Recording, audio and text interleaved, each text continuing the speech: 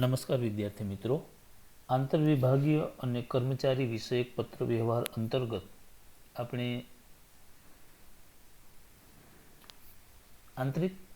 આંતરવિભાગીય પત્ર વ્યવહાર અંતર્ગત નોટિસ અને પરિપત્ર આ બે બાબતો વિશે અભ્યાસ કર્યો. આજે આપણે વિભાગીય પત્ર વ્યવહાર અંતર્ગત ત્રીજા સ્વરૂપનો પત્ર એટલે મેમો વિશે અભ્યાસ કરશું. સામાન્ય રીતે જોઈએ તો વર્તમાન સમયમાં મેમો શબ્દ માટે મોટી ગેરસમજ ઊભી થયેલી છે. ઓફિસે મોડા પહોંચશું તો સાહેબ મેમો આપશે, કંઈ કામમાં ભૂલ થશે તો શેઠ મેમો આપશે. મતલબ એવો થયો કે કર્મચારીની કંઈ ભૂલ થાય તો લેખિતમાં પત્ર દ્વારા જે જાણ કરવામાં આવે તેને મેમો તરીકે ઓળખવામાં આવે છે. એટલે કે કર્મચારી દ્વારા કંઈ ભૂલ થાય અને એમના ઉપરી અધિકારી કે એમના શેઠ વતી જે કંઈ ઠપકો આપવામાં આવે લેખિતમાં એને મેમો તરીકે ઓળખવામાં આવે. પરંતુ આ ખ્યાલ સદંતર ખોટો છે. એટલે મેમો એ વિધિસર કે અવિધિસર રીતે કોઈ ચોક્કસ બાબતની જાણકારી આપવા માટે સરખો હોદ્દો ધરાવતા અધિકારીઓ, ઉપરી અધિકારીઓ, નીચો હોદ્દો ધરાવતા કર્મચારીઓને આંતરિક સ્તરે લખાતો પત્ર છે. એટલે આપણે મેમો એટલે શું એમને બરાબર સમજી લઈએ. તો એક તો મેમો એ વિધિસર કે અવિધિસર રીતે ચોક્કસ બાબતની જાણકારી માટે લખવામાં આવે છે. બીજું, આ મેમો સરખો હોદ્દો ધરાવતા અધિકારીઓ વચ્ચે લખાતો પત્ર છે અથવા તો ઉપરી અધિકારીઓ નીચો હોદ્દો ધરાવતા કર્મચારીઓને લખે છે અને નીચેના હોદ્દો ધરાવતા કર્મચારીઓ એ ઉપરી અધિકારીઓને લખે છે. એટલે આમ આંતરિક સ્તરે લખાતો પત્ર છે. એવું નહીં સમજવાનું કે ઠપકા માટે જ મેમોનો ઉપયોગ થાય છે. ચોક્કસ બાબતની જાણકારી આપવા માટે સરખો હોદ્દો ધરાવતા કર્મચારીઓ, ઉપરી અધિકારીઓ નીચેના હોદ્દો ધરાવતા કર્મચારીઓને આંતરિક સ્તરે લખાતો પત્ર એટલે મેમો. ચાલો, હવે આપણી સામે મેમોનો અર્થ એ સ્પષ્ટ થઈ ગયો છે કે મેમો એ વિધિસર કે અવિધિસર રીતે કોઈ ચોક્કસ બાબતની જાણકારી આપવા માટે સરખો હોદ્દો ધરાવતા અધિકારીઓ, ઉપરી અધિકારીઓ, નીચો હોદ્દો ધરાવતા અધિકારીઓને આંતરિક સ્તરે લખાતો પત્ર એટલે મેમો. ચાલો, મેમોની કેટલીક લાક્ષણિકતાઓની વાત કરીએ. તો એમના અર્થમાં આપણે એમની વ્યાખ્યામાં જોયું એ પ્રમાણે મેમો એ વિધિસર કે અવિધિસર રીતે લખાતો પત્ર છે. બીજું, મેમો ઉપરી અધિકારી દ્વારા નીચેના કર્મચારીને પાઠવવામાં આવે છે. એટલે કે ઉપરી અધિકારી નીચેના કર્મચારીને પાઠવવામાં આવશે. ત્યાર પછી ક્યારેક કર્મચારી પોતાના હક કે સમસ્યાના ઉકેલ માટે ઉપરી અધિકારીને મેમો પાઠવે છે. આપણે બીજી લાક્ષણિકતામાં જોયું કે ઉપરી અધિકારી નીચેના કર્મચારીને પાઠવે મેમો. અને ઘણી બધી વખત કર્મચારી પણ પોતાના હક કે સમસ્યાના હલ માટે ઉપલા અધિકારીને મેમો પાઠવે છે. આમ મેમો એ દ્વિમાર્ગીય સંચાર વ્યવસ્થા છે. ઉપલી સપાટીથી નીચલી સપાટી તરફ મેમો લખાશે તો નીચલી સપાટીથી ઉપલી સપાટી તરફ પણ મેમો લખાશે. એટલે મેમો દ્વિમાર્ગીય સંચાર વ્યવસ્થા થશે. પછી સમકક્ષ હોદ્દો ધરાવતા કર્મચારીઓ પણ એકબીજાને મેમો આપવામાં આવશે. ચાલો, સમકક્ષ હોદ્દો ધરાવતા સમાન કેડરના કર્મચારીઓ પણ એકબીજાને મેમો આપશે. ઉપલી કક્ષાથી નીચલી, નીચલીથી ઉપલી કક્ષા ઉપરાંત સમાન સ્તરે સમકક્ષ હોદ્દો ધરાવતા કર્મચારીઓ પણ એકબીજાને મેમો આપવામાં આવશે. ત્યાર પછી પાંચમું, મેમાનો મુખ્ય હેતુ જેને સંબોધીને લખાયો છે તેને ચોક્કસ બાબતોની યાદ અપાવવાનો છે. આપણે એમના અર્થમાં જોયું હતું કે કોઈ ચોક્કસ બાબતની જાણકારી આપવા માટે મેમો લખાય. એટલે મેમોમાંનો મુખ્ય હેતુ જે કર્મચારી કે જે અધિકારીને સંબોધનને લખાયો છે તેને ચોક્કસ બાબતની યાદ અપાવવાનો હેતુ રહેલો છે. મેમોનું લખાણ સીધી અને સરળ શૈલીમાં લખાયેલું હોય છે. ચાલો, મેમો છે એ સીધી અને સરળ શૈલીમાં લખાયેલો છે. મેમોની વિગત ટૂંકમાં અને મુદ્દાસર હોય છે. આ બાબતોથી મેમોની લાક્ષણિકતા: એક, વિધિસર અને અવિધિસર. ઉપલી અધિકારીથી નીચલા કર્મચારીને, નીચલો કર્મચારી ઉપરી અધિકારીને, સમાન હોદ્દો ધરાવતા કર્મચારીઓ, જેને સંબોધીને લખાયું છે તેને ચોક્કસ બાબતની યાદ અપાવવાનો, સીધી અને સરળ શૈલીમાં લખાયેલો, ટૂંકમાં અને મુદ્દાસરની વિગતો. ચાલો, જે કર્મચારીને સંબોધીને મેમો લખાયેલો છે તેનું નામ, હોદ્દો તથા ખાતાનું નામ વગેરે લખવું જરૂરી છે, તથા મેમો લખનાર વ્યક્તિનું નામ, સહી વગેરે જણાવવું જરૂરી છે. ચાલો, હવે મેમો જે કર્મચારીને લખવામાં આવેલો છે એ કર્મચારીનું નામ, હોદ્દો, એમનો વિભાગ કે એમના ખાતાનો ઉલ્લેખ કરવો જરૂરી છે. એવી જ રીતે મેમો લખનાર એટલે કે મેમો આપનાર અધિકારી કે કર્મચારીએ પણ પોતાનું નામ, સહી વગેરે જણાવવું જરૂરી છે. સામાન્ય રીતે મેમો સ્વરૂપના પત્રો પૂર્વ નિર્ધારિત માળખા મુજબ લખાતા હોય છે. એટલે કે છાપેલા ફરમામાં, નક્કી કરેલા ફરમામાં જે નક્કી કરેલું માળખું છે એ માળખામાં લખાતા હોય છે.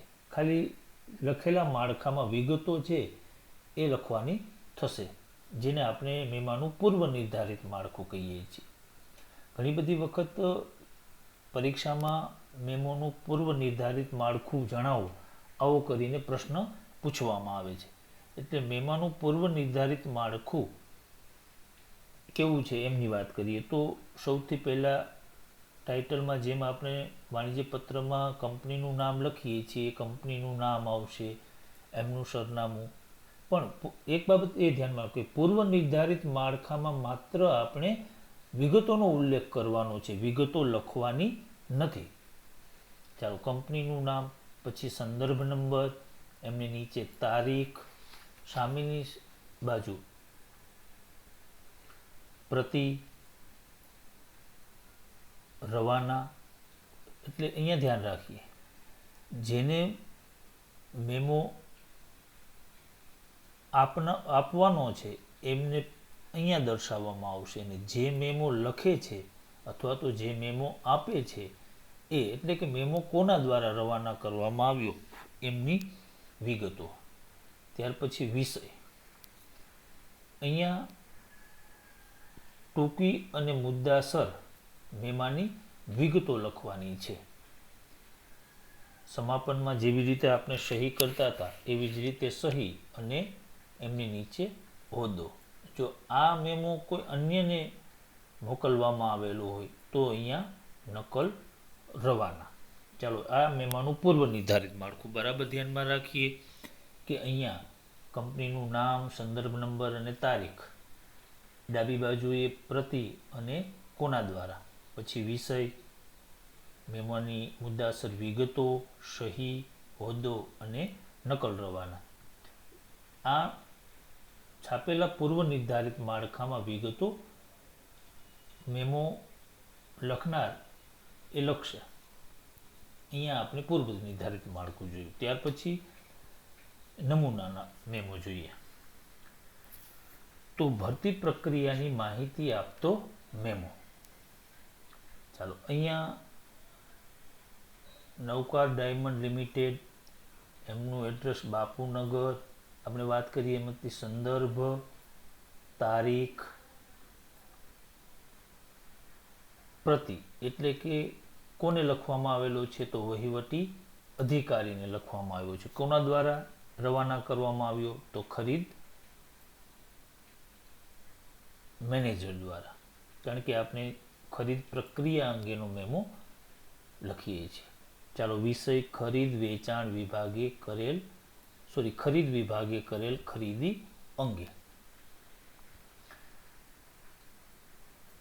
જનતા ડાયમંડ હાઉસ મુંબઈને તારીખ 20 ફેબ્રુઆરી 2017ના રોજ 5000 નંગ કાચા હીરાની ખરીદીનો ઓર્ડર આપી દીધો છે. ચાલો, પત્ર ક્યારે લખાયેલો છે? 27મી ફેબ્રુઆરી.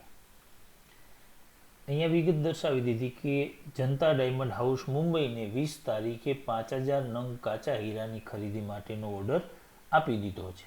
બીજું, હીરાનો આ જથ્થો 3 માર્ચ 2017ના રોજ કરિશ્મા આંગડિયા પેઢી દ્વારા તેઓ મોકલશે, જેની ચૂકવણી પેટે 50,000 રૂપિયા માલ સામાન મળીએથી રોકડા ચૂકવવાના રહેશે. એટલે અહીંયા ખરીદ પ્રક્રિયાની વિગતો દર્શાવી દીધી. પહેલાં દર્શાવવામાં આવ્યું કે ઓર્ડર આપી દીધો છે, અને બીજી વિગતમાં દર્શાવવામાં આવ્યું કે આટલી તારીખે આ આંગડિયામાં માલ પહોંચી જશે અને માલ મળીએ આટલા 1000 રૂપિયા ચૂકવવાના રહેશે. નીતિન પટેલ સહી અને એમનો હોદ્દો. અહીંયા નકલ રવાના કોને? તો હિસાબી અધિકારીને મેમોની નકલ રવાના કરવામાં આવી છે.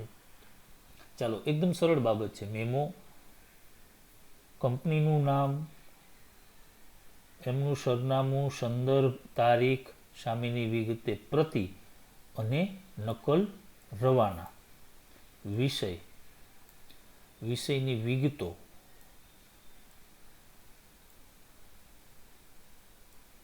નીતિન પટેલ સહી અને એમનો હોદ્દો અને લાસ્ટમાં નકલ રવાના. આટલા બાબતો છે એનો મેમોમાં ઉલ્લેખ કરવાનો રહેશે. અહીંયા એક બીજો મેમોનો નમૂનો છે, તો અજમાયશી સમયગાળો લંબાવવા અંગે. એટલે કે કર્મચારીનો ચોક્કસ સમયગાળા માટે ભરતી કરવામાં આવેલી હતી અને એ ભરતીનો સમયગાળો લંબાવવામાં આવેલો છે, તો એ અંગેની જાણ કરતો પત્ર કર્મચારીને લખવામાં આવે છે. અહીંયા Angel Dairy Farm, Angel Dairy Product, ગીરમથ્થા, અમદાવાદ. એમનો સંદર્ભ ADP 1117. હવે આ સંદર્ભ છે એ લખવો જરૂરી છે. આગળના ભરતી પ્રક્રિયા અંતર્ગત આ જે પત્ર લખાયેલો છે એ પત્રના સંદર્ભ નંબર એનો અહીંયા ઉલ્લેખ કરેલો છે. આપણે અહીંયા પરીક્ષામાં XYZ કોઈ પણ સંદર્ભ નંબર છે એમનો ઉલ્લેખ કરી શકશો. પ્રતિ એટલે કે કોને લખવામાં આવ્યો છે? તો રોહિત પરમારને. કોના દ્વારા રવાના કરવામાં આવ્યો? તો મેનેજિંગ ડિરેક્ટર દ્વારા. વિષય અજમાયશી સમયગાળો લંબાવવા બાબત. હવે એમની વિગતોમાં પહેલું, 1 વર્ષના અજમાયશી સમયગાળા બાદ કાયમી નિયુક્તિની શરતે શ્રી રોહિત પરમાર તારીખ 25મી જુલાઈ 2015ના રોજ સંસ્થામાં જોડાયા હતા. જો અહીંયા તારીખને વિશેષ ધ્યાનમાં લેવી પડશે. અહીંયા પત્ર 1 માર્ચ 2017ના રોજ લખાયેલો છે. એટલે 1 વર્ષના સમયગાળા માટે અજમાયશી સમયગાળો હતો અને ત્યારબાદ કર્મચારીની કાયમી નિયુક્તિ કરવાની શરતે રોહિત પરમારની નિમણૂક 25મી જુલાઈ 2015ના રોજ થયેલી.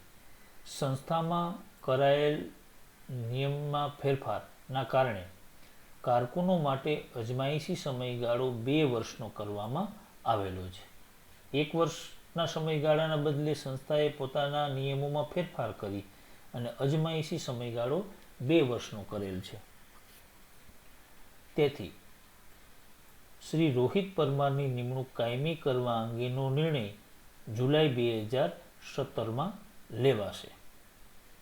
સહી, નામ, પત્ર લખનાર મેનેજિંગ ડિરેક્ટર. અહીંયા પણ એ બાબતને ધ્યાનમાં લેવાની છે કે જેના દ્વારા લખાયેલો છે એ વ્યક્તિ પત્રના સમાપનમાં સહી કરશે. નકલ રવાના બ્રાન્ચ મેનેજર.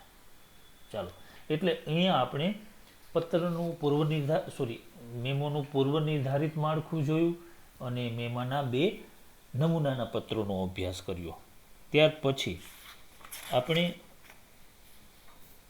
હવે કર્મચારી વિષયક પત્રોને ભણવાના છે. અત્યાર સુધી આપણે આંતરવિભાગીય પત્ર વ્યવહાર, નોટિસ, પરિપત્ર અને મેમોનો અભ્યાસ કર્યો. હવે કર્મચારીને લગતા પત્રોનો અભ્યાસ કરશું.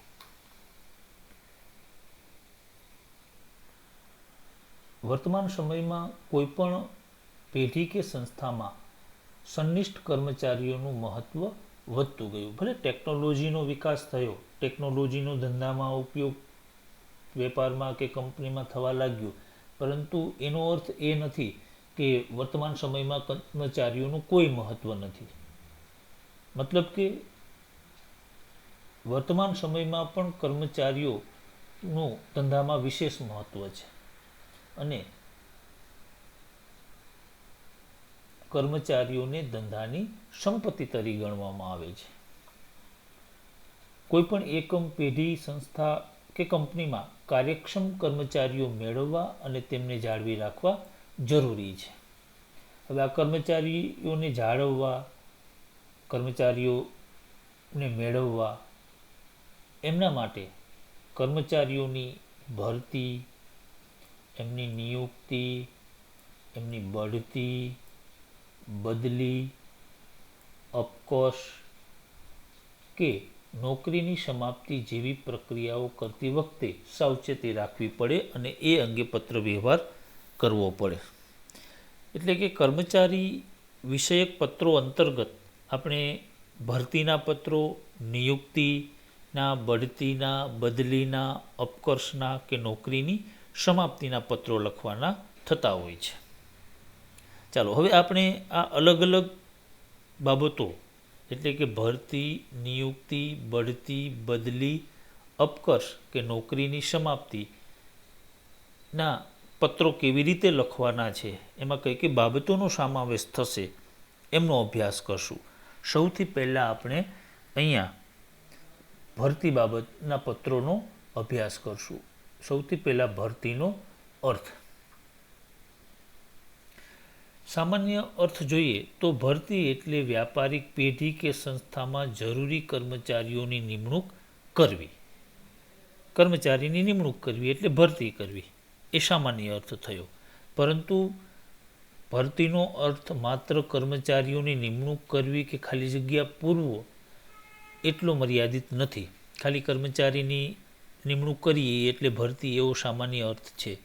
વિશાળ અર્થમાં ભરતી એટલે યોગ્ય સમયે, યોગ્ય લાયકાતવાળો, યોગ્ય સંખ્યામાં કર્મચારીઓની નિમણૂક કરવી. ચાલો બરાબર અહીંયા કે કર્મચારીની ભરતી એટલે યોગ્ય સમયે, યોગ્ય લાયકાતવાળો અને યોગ્ય સંખ્યામાં કર્મચારીની નિમણૂક કરવી. ચાલો અહીંયા ધ્યાન રાખશું, યોગ્ય સમયે, યોગ્ય લાયકાતવાળો અને યોગ્ય સંખ્યામાં કર્મચારીઓની નિમણૂક કરવી. ભરતીની પ્રક્રિયાનો મુખ્ય હેતુ યોગ્ય લાયકાતવાળી જે તે ક્ષેત્રની નિષ્ણાંત વ્યક્તિઓ મેળવવાની છે. ભરતી કરવી એટલે યોગ્ય લાયકાતવાળી અને જે તે ક્ષેત્રની, જે ક્ષેત્ર માટે નિમણૂક કરવાની છે એ ક્ષેત્ર કે એ બાબતની નિષ્ણાંત વ્યક્તિ મેળવવાનો છે. ભરતી ક્યારે કરવી પડે, ભરતીના સંજોગો કયા હોઈ શકે એમની વાત કરીએ તો સંસ્થામાં કોઈ કર્મચારીની જગ્યા ખાલી પડે, કોઈ કારણવશ કર્મચારીની જગ્યા ખાલી પડે તો એમની ખાલી પડેલી જગ્યાએ નવા કર્મચારીની નિમણૂક કરવી. નવા વિભાગની રચનાના કારણે નવા કર્મચારીઓની જરૂર પડે. એકમ પેઢીમાં કોઈ નવો વિભાગ શરૂ કરવામાં આવેલો હોય તો આ નવા વિભાગ માટે નવા કર્મચારીઓની જરૂર પડે અને જેના કારણે ભરતી કરવી પડે. એટલે એક કર્મચારીઓની ખાલી જગ્યા, બીજું નવા વિભાગની રચના, પછી વર્તમાન કર્મચારી અવસાન પામે તો હયાત કર્મચારીનું અવસાન થાય તો એમની જગ્યાએ ભરતી પ્રક્રિયા કરવી પડશે, નવા કર્મચારીની નિમણૂક કરવી પડશે. કોઈ કર્મચારીને બઢતી આપવામાં આવે. હવે બઢતી એટલે શું? તો વર્તમાન હોદ્દા ઉપરથી ઉચ્ચ હોદ્દા ઉપર, વધુ લાભદાયક હોદ્દા ઉપર નિમણૂક કરવી, જેને આપણે અંગ્રેજીમાં પ્રમોશન કહીએ છીએ. પ્રમોશન આપવામાં આવે. ખાલી જગ્યા પૂરવા એટલે કે જે જગ્યા ખાલી થયેલી છે એ જગ્યામાં નવા કર્મચારીઓની જરૂરિયાત ઊભી થાય ત્યારે ભરતી પ્રક્રિયા કરવી પડે. ચાલો, કર્મચારીની ખાલી જગ્યા થાય, નવા વિભાગની રચના થાય, કર્મચારીનું અવસાન થાય, કોઈ કર્મચારીને બઢતી આપવામાં આવે તો ખાલી જગ્યા પૂરવા માટે નવા કર્મચારીઓની જરૂરિયાત ઊભી થાય ત્યારે ભરતીની પ્રક્રિયા કરવી પડે. ભરતીની પદ્ધતિઓ પ્રત્યક્ષ અને પરોક્ષ એમ બે પ્રકારની છે, એટલે કે બે પ્રકારે કર્મચારીઓની ભરતી કરવામાં આવે, એક પ્રત્યક્ષ રીતે અને બીજું પરોક્ષ રીતે. ચાલો હવે આપણે એ સમજશું કે પ્રત્યક્ષ રીતે ભરતી કરવી એટલે કેવી રીતે અને પરોક્ષ રીતે. જો સંસ્થાના વર્તમાન કે ભૂતકાળના કર્મચારીઓમાંથી થતી ભરતીને પ્રત્યક્ષ ભરતી કહી શકાય. બરાબર, વર્તમાનમાં કામ કરતા કર્મચારીઓમાંથી કોઈ કર્મચારીની નિમણૂક અન્ય જગ્યા માટે કરવામાં આવે તો ભરતી થયેલી ગણાશે, અથવા તો ભૂતકાળના કર્મચારીઓમાંથી કોઈ કર્મચારીની પસંદગી કરવામાં આવે તો એને પ્રત્યક્ષ ભરતી કહેવામાં આવશે. મતલબ કે સંસ્થાની અંદરના વ્યક્તિઓ, એમાં કામ કરેલા વ્યક્તિઓની ભરતીને પ્રત્યક્ષ ભરતી કહેશું. જ્યારે છાપાઓમાં કે અન્ય જગ્યાએ જાહેરાત આપી નોકરી અંગેની માહિતી આપતી સંસ્થાઓ દ્વારા થતી ભરતીને પ્રત્યક્ષની જગ્યાએ કેવી ભરતી? પરોક્ષ. પરોક્ષ ભરતી એટલે જાહેરાતો આપી અથવા તો નોકરી અંગેની માહિતી આપતી સંસ્થાઓ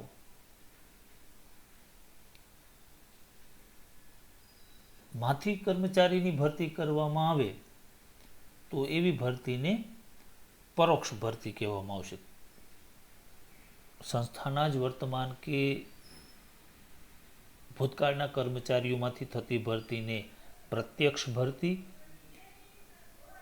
જાહેરાતના માધ્યમથી અથવા તો નોકરી અંગેની માહિતી આપતી સંસ્થાઓ દ્વારા થતી ભરતીને પરોક્ષ ભરતી કહેવામાં આવશે. ચાલો હવે આ ભરતી અંગેના પત્રોમાં કયા કયા પત્રોનો સમાવેશ થશે? તો એક તો પત્રોમાં જાહેરાત, વર્તમાન પત્રોમાં કે અન્ય કોઈ જગ્યાએ કર્મચારીની જરૂર છે એવી જાહેરાત, પછી અરજી મગાવતા પત્રો, લેખિત પરીક્ષાની જાણ કરતા પત્રો, વ્યક્તિગત મુલાકાત માટે આમંત્રણ આપતા પત્રો, પ્રાથમિક પસંદગી, અંતિમ પસંદગી, આરોગ્ય અંગેની તપાસ વગેરે અંગે લખાતા પત્રોને ભરતીના પત્રોમાં સમાવેશ કરી શકાય. આપણે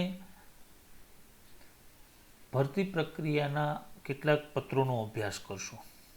હવે આપણે બરાબર સમજતા થઈ ગયા કે ભરતી પ્રક્રિયા અંતર્ગત કેવી કેવી બાબતોના પત્રો લખવાના થતા હોય છે.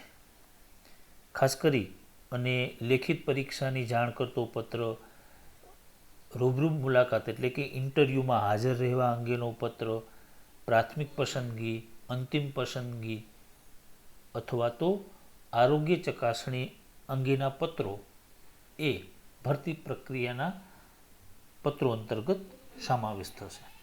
સૌથી પહેલાં આપણે અહીંયા લેખિત પરીક્ષામાં હાજર રહેવા અંગે જણાવતો પત્ર.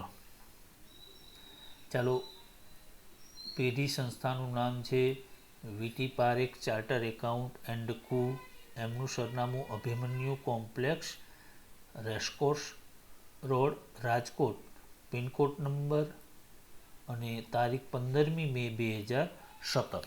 આપણે કર્મચારી વિષયક પત્રો લખીએ ત્યારે તારીખને બરાબર, કારણ કે આગળની તારીખના સંદર્ભનો ઉલ્લેખ પણ પત્રના વિષયમાં કરવાનો થશે, એટલે આવી તારીખ લખતી વખતે બરાબર ધ્યાન રાખશું. અથવા તો હવે પછી જે તારીખોનો ઉલ્લેખ કરવાનો થતો હોય એવી તારીખોને ધ્યાનમાં રાખી અને અહીંયા તારીખ લખશું. ફોન નંબર, એમના ઈમેલ એડ્રેસ, જે આપણે મોટાભાગે તમામ પ્રકારના પત્રોમાં લખીએ જ છીએ. હવે લેખિત પરીક્ષા માટે હાજર રહેવાનો પત્ર છે એ અહીંયા Paresh Padariya, C80 Shivalay Flats, Station Road, Rajkot ને લખવામાં આવે છે. એટલે આંતરિક સરનામું. વિષય તો એકાઉન્ટ ઓફિસરની જગ્યા માટે લેખિત પરીક્ષા અંગે. લેખિત પરીક્ષા માં હાજર રહેવા અંગેનો પત્ર અહીંયા લખવામાં આવે છે.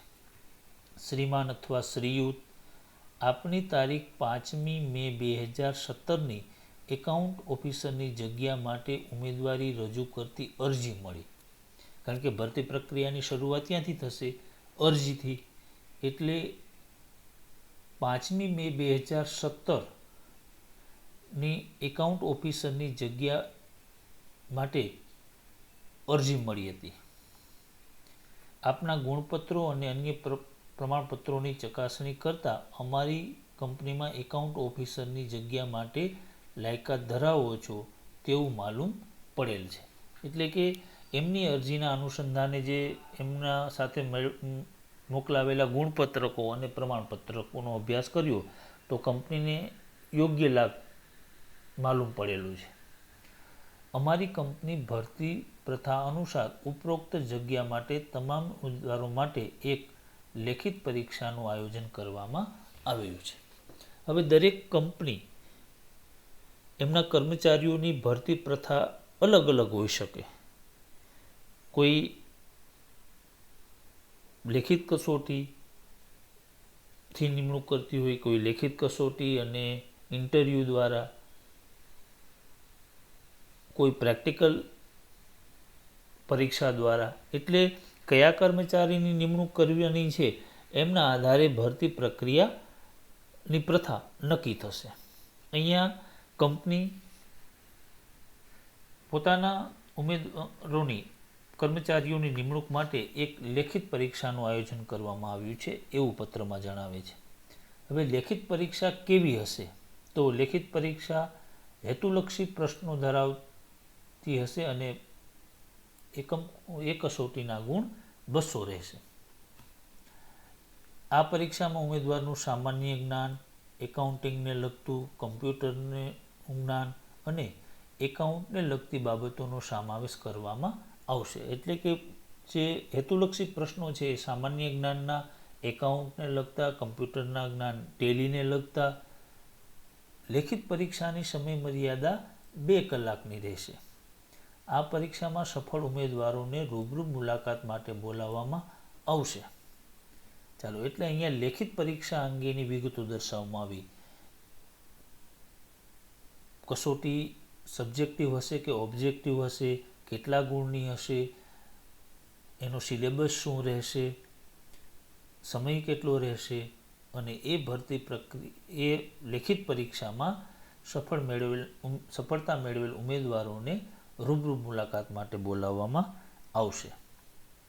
હવે લેખિત પરીક્ષાનો કાર્યક્રમ નીચે મુજબ છે. તારીખ, સમય અને સ્થળ. તારીખ 29મી મે 2017 અને સોમવાર. અહીંયા એ ધ્યાન રાખશું કે જે તારીખે પત્ર લખાયેલો છે એ પછી 8 કે 10 દિવસ બાદ લેખિત કસોટીની તારીખ લખવાની રહેશે. સમય 10:30 થી બપોરના 12:30, 2 કલાક. સ્થળ કોન્ફરન્સ રૂમ, પ્રથમ માળ, વીટી પારેખ ચાર્ટર એકાઉન્ટન્ટ એન્ડ કુ. એટલે કે પેઢીની ઓફિસે જ આવી પરીક્ષાનું આયોજન કરવામાં આવે છે. એટલે લેખિત પરીક્ષાની જાણ કરવાના પત્રમાં આપણે એમનું તારીખ, સમય અને સ્થળનો ઉલ્લેખ અવશ્ય કરશું. ઉપયુક્ત સમય મર્યાદાનું ચુસ્તપણે પાલન થાય એવી અપેક્ષા રાખવામાં આવે છે. એટલે કે પત્રમાં ઉલ્લેખ કરાયેલ સમય, સ્થળ અને તારીખનું પાલન થાય એમનો આગ્રહ રાખવામાં આવશે. આપનો વિશ્વાસુ ધ્રુવ પારેખ. અને અહીંયા ભાગીદારી પેઢીનો ભાગીદાર. બીજું એક આ લેખિત પરીક્ષાના અથવા તો રૂબરૂ મુલાકાતના પત્રોમાં નોંધ લખેલી છે કે લેખિત પરીક્ષા માટે ઉમેદવારે સ્વખર્ચે હાજર થવાનું રહેશે. એટલે કે લેખિત પરીક્ષામાં હાજર રહેવા માટેના ઉમેદવારોને કોઈ જ પ્રકારનું ભથ્થું ચૂકવવામાં આવશે નહીં. ઉમેદવારે સ્વખર્ચે હાજર થવાનું રહેશે. ચાલો, એક બીજો. હવે વ્યક્તિગત મુલાકાત માટે હાજર રહેવા. આગળનો આપણે જે પત્ર ભણ્યા એ લેખિત પરીક્ષા માટે હાજર. બંનેનું માળખું આમ જોઈએ તો સમાન જ હશે. થોડી નવી બાબતો અને આગલી બાબતોનો ઉલ્લેખ એ વ્યક્તિગત મુલાકાત માટેના પત્રમાં કરવામાં આવશે. Kaveri communication Centre, Indraprastha Complex, SV Road, Borivali પૂર્વ, મુંબઈ. પિનકોડ નંબર અને તારીખ 5મી જુલાઈ. Shri Raju Solanki, A302, Mahisagar Tower, Dharmabhoomi Road, Bhavnagar. આપણે વિષય તો રૂબરૂ મુલાકાત માટે હાજર રહેવા અંગે શ્રીમાન. આટલી બાબતો આપણે આગળના પત્રોમાં પણ જોઈ હતી. કયો પત્ર પૂછાયેલો છે એના અનુસંધાને આ વિગતોને આપણે દર્શાવવાની છે. હવે પત્રનો મુખ્ય ભાગ. આપણી 25મી જૂન 2017ની મદદનીશ અધિકારી તરીકેની અરજીના સંદર્ભમાં જણાવવાનું કે આપની લાયકાત અને અનુભવ અમારી જરૂરિયાતને અનુરૂપ છે. આપની રૂબરૂ મુલાકાત માટે પસંદગીત સમિતિ સમક્ષ 20મી જુલાઈ 2017ને ગુરુવારના રોજ બપોરે 1:30 કલાકે અમારી વડી કચેરી હાજર થવાનું રહેશે. ચાલો, 25મી જૂને રાજુ સોલંકીએ મદદનીશ અધિકારી તરીકેની અરજી કરેલી હતી. તો એમની અરજી, એમની લાયકાત અને અનુભવના આધારે રૂબરૂ મુલાકાત માટે એમને બોલાવવામાં આવેલો છે. અને એમના માટે અહીંયા જણાવેલ છે કે રૂબરૂ મુલાકાત માટે પસંદગી સમિતિ સમક્ષ, એટલે કે કર્મચારીની ભરતી કરવા માટે જે સમિતિ બનાવવામાં આવેલી છે એ સમિતિ સમક્ષ 20મી જુલાઈ 2017ના રોજ. અહીંયા પત્ર કેટલી તારીખે લખે છે? 5મી જુલાઈ. એટલે 5મી જુલાઈ પછીનો સમયગાળો 15 દિવસનો રહેશે. એટલે અગાઉ પણ જેમ વાત કરી હતી એમ આવા રૂબરૂ મુલાકાતના કે લેખિત પરીક્ષાના પત્ર લખવાની તારીખ અને લેખિત પરીક્ષા કે વ્યક્તિગત મુલાકાત વચ્ચે 15 દિવસના સમયગાળાનો ખ્યાલ રાખવાનો છે. 31 કલાકે અને વડી કચેરીએ, એટલે કે ઉપર દર્શાવેલી કચેરીએ હાજર થવાનું રહેશે. રૂબરૂ મુલાકાતના સમયે શૈક્ષણિક લાયકાતોને લગતા ગુણપત્રો, અનુભવના પ્રમાણપત્રોની મૂળ નકલ એટલે ઓરિજિનલ સાથે રાખવાના રહેશે. નોકરી કરતી વ્યક્તિએ પોતાની સંસ્થાના વડાનું ના વાંધા પ્રમાણપત્ર NOC અવશ્ય રજૂ કરવું પડશે. હવે રૂબરૂ મુલાકાત વખતે જે માર્કશીટ છે, જે ગુણપત્રકો છે એ અને અનુભવના પ્રમાણપત્રો એ અસલ પ્રમાણપત્રો રજૂ કરવાના રહેશે. મૂળ નકલ રજૂ કરવાની રહેશે, સાથે રાખવાની રહેશે. જો કર્મચારી વર્તમાનમાં કોઈ અન્ય સંસ્થામાં કામ કરતો હોય તો એ સંસ્થાના વડાનું ના વાંધા પ્રમાણપત્ર, જેને અંગ્રેજીમાં NOC નો ઓબ્જેક્શન સર્ટિફિકેટ રજૂ કરવાનું રહેશે. એટલે કે જે જગ્યાએ નોકરી કરે છે ત્યાંથી આવું ના વાંધા પ્રમાણપત્ર મેળવી અને રૂબરૂ મુલાકાત વખતે સાથે રાખવાનું રહેશે. આપનો વિશ્વાસુ Sadiq Mohammed, manager, Kaveri communication centre. આપણે અહીંયા એક અન્ય નોંધ પણ લખવાની છે કે ઇન્ટરવ્યૂ સ્થળ પર આવવા જવા અંગે કોઈ જ મુસાફરી ખર્ચ કે ભથ્થું મળવા પાત્ર નથી. જો ભથ્થું આપવાનું હોય તો ત્યાં એવું લખશું કે ઇન્ટરવ્યૂ સ્થળ પર આવવા જવા અંગે મુસાફરી ખર્ચ કે ભથ્થું મળવા પાત્ર થશે. એટલે અહીંયા આપણે ભરતી અંતર્ગત 2 પત્રો, લેખિત પરીક્ષામાં હાજર રહેવા અને વ્યક્તિગત મુલાકાત માટે હાજર રહેવા જણાવતા પત્રોનો અભ્યાસ કર્યો. બાકીના પત્રો એ આપણે આગળના પીરિયડમાં જોશું. અસ્તુ.